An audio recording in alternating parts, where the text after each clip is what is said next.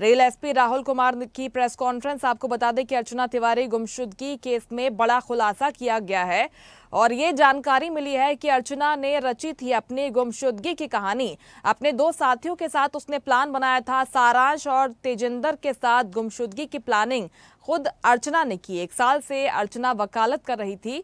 सारांश अर्चना का रिजर्वेशन भी आमने सामने था। परिवार वाले लगातार रिश्ते भेज रहे थे। अर्चना की मां से कहासुनी हुई। पुलिस की तरफ से सारी जानकारी साझा की गई है। तेजिंदर, सारांश, अर्चना ने ये पूरी रणनीति बनाई। 6 तारीख को हरदा में सारांश से अर्चना ने बात की। गाड़ी चलाने वाला तेजिंदर सिंह बताया जा रहा है। दरअसल 1 बजे प्रेस कॉन्फ्रेंस हुई और इस मामले में पुलिस ने बड़ा खुलासा किया है। अपने 2 साथियों के साथ खुद अपनी गुमशुदगी की प्लानिंग अर्चना तिवारी की ओर से की गई। कई बड़े ट्विस्ट इस पूरे मामले में सामने आए क्योंकि 10 से 12 दिन तक अर्चना तिवारी लापता रही। परिजनों की तरफ से कहा जा रहा था कि उसके साथ कुछ बुरा हुआ है, लेकिन आज बड़े खुलासे पुलिस की ओर से हुए हैं।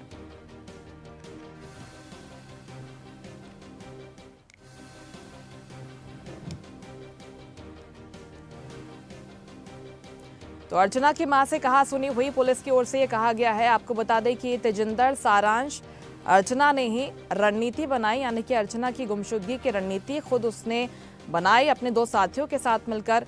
तेजिंदर सिंह का नाम इसमें सामने आया है, सारांश का नाम सामने आया है और ये कहा जा रहा है कि तेजिंदर के साथ लगातार वो हरदा जाती रही। इसके साथ ही शुजालपुर का कनेक्शन भी सामने आया है। इन दोनों ही क्षेत्रों के कनेक्शन सामने आ रहे हैं और ये तमाम बिंदुओं के आधार पर अब पुलिस मामले की जांच करेगी। अर्चना के बारे में कहा जा रहा था कि उसके साथ कुछ गलत हुआ है। परिजनों का रो रो कर बुरा हाल था और वो लगातार कौन इसके पीछे आरोपी है उनकी गिरफ्तारी की मांग कर रहे थे। दोषियों पर कड़ी से कड़ी कार्रवाई की मांग कर रहे थे, लेकिन अब पुलिस ने इस पूरे मामले का खुलासा किया है और ये कहा है कि खुद अर्चना ने अपनी गुमशुदगी की कहानी रची। ये पूरी प्लानिंग उसने अपने 2 साथियों के साथ मिलकर की, जिनका नाम सारांश और तेजिंदर। अब चूंकि इन दोनों साथियों के नाम भी सामने आ गए हैं तो हर बिंदु पर अब पुलिस आगे जांच में जुटी हुई है। के साथ में इसका रिश्ता फिक्स कर लिया था। उस टाइम पे परिवार के साथ में इसकी लंबी कहासुनी हुई है। उन्होंने कहा कि अब तुम अपनी पढ़ाई वढ़ाई सब छोड़ दो, तत्काल वापस आ जाओ, तुम शादी करके जो है वो तुम्हें जाना ही है। अब की बात जो है वो तुम मना नहीं करोगी और तुम्हारा जो पढ़ाई लिखाई, वो कोटिल एकेडमी में इंदौर में पढ़ाई लिखाई कर रही थी लड़की जो है वो साथ में वकालत कर रही थी, तो करियर खत्म करके अब तुम्हें सिर्फ जो है वो शादी करनी है। ये इस तरीके की बातें जब घर में चल रही थी तो उसका काफी बहसबाजी हुई है। के साथ में इसका रिश्ता फिक्स कर लिया था।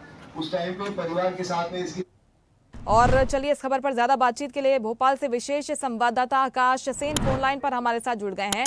आकाश, जब से लापता हुई थी अर्चना तब से कई बड़े सवाल उठ रहे थे कि कैसे आखिर एक लड़की इतने रहस्यमय तरीके से गायब हो जाती है। उसके परिजनों की तरफ से कहा गया था कि हमारी लड़की एकदम सही है, उसके साथ कुछ गलत हुआ है, लेकिन आज इस प्रेस कॉन्फ्रेंस ने तमाम रहस्यों से पर्दा उठा दिया है।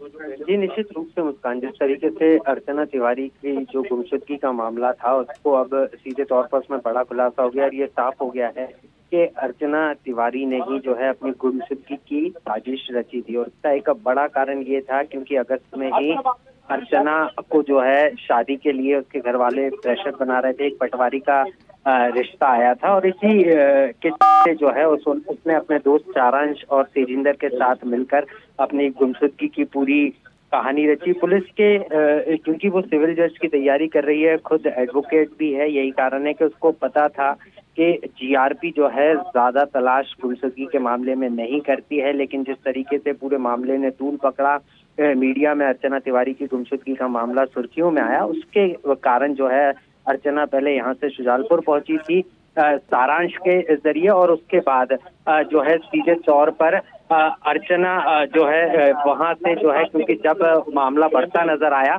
तो ऐसे में जो है अर्चना पर तमाम जानकारी प्रेस कॉन्फ्रेंस में पुलिस के माध्यम से दी गई है। फिलहाल बहुत शुक्रिया आपका आकाश तमाम जानकारी के लिए। लेटेस्ट खबरों के लिए लाइक, फॉलो और यूट्यूब पर सब्सक्राइब करें, बेल आइकन दबाएं, साथ ही विजिट करें swedishlive.com पर।